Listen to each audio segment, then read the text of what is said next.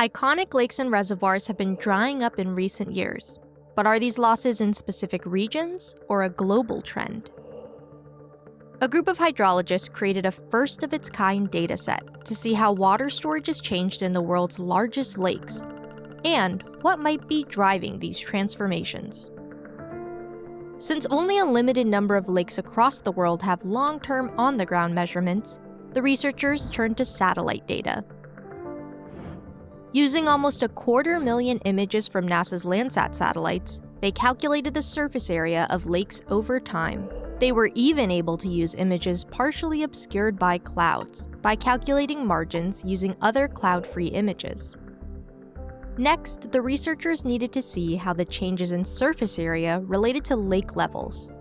For this, they mostly turned to water levels taken by altimeters, instruments aboard satellites that determine water level by measuring the time it takes for radar or laser pulses to reach the ground and bounce back. Most of the largest lakes had altimetry data for the entire study period. Others had lake level data for a limited period of time, or depth profiles.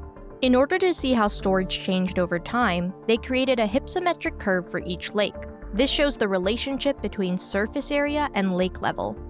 The area underneath 2 points on the curve shows the change in water volume.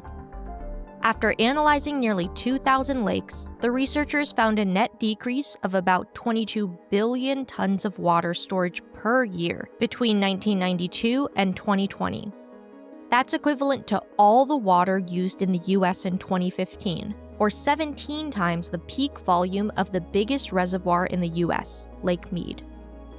When we look overall across all lakes and reservoirs, we found that more than half of those were seeing declining trends.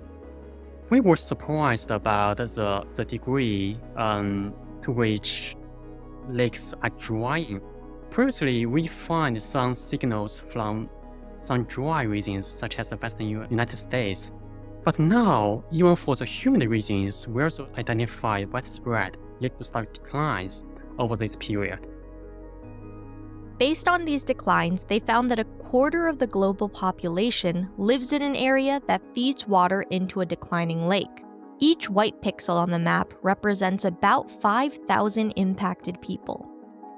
But there were some lakes and reservoirs that did experience increases in water storage. These increasing lake-to-star trends are largely found in the inner Tibetan Plateau or underpopulated northern Great Plains in North America.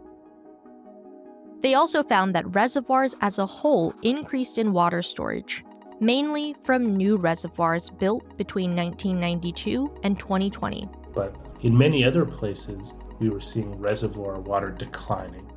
Reservoirs can lose water storage through sedimentation. When water sits around in the reservoir, a lot of the fine particles will essentially be deposited.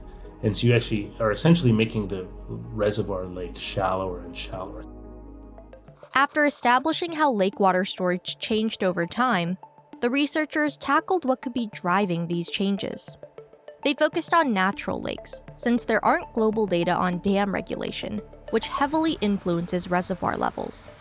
They looked at 5 potential drivers: temperature, precipitation, water runoff from surrounding areas, human water consumption, and potential evapotranspiration, how much water the atmosphere can absorb from the Earth's surface.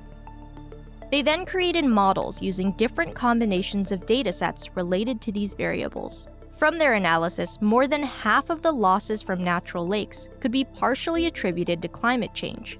This included lakes declining from increases in potential evapotranspiration and temperature, as well as some decreases in runoff.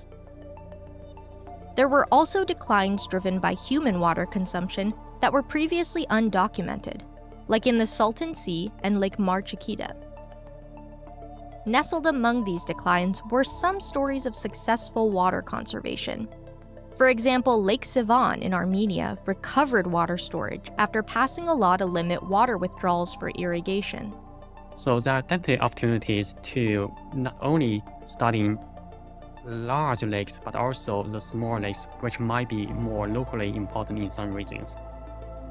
Missions like the Surface Water and Ocean Topography Satellite, which can measure lakes just 1 hectare in size, will be key to ongoing observations that can inform how to grapple with declining lakes.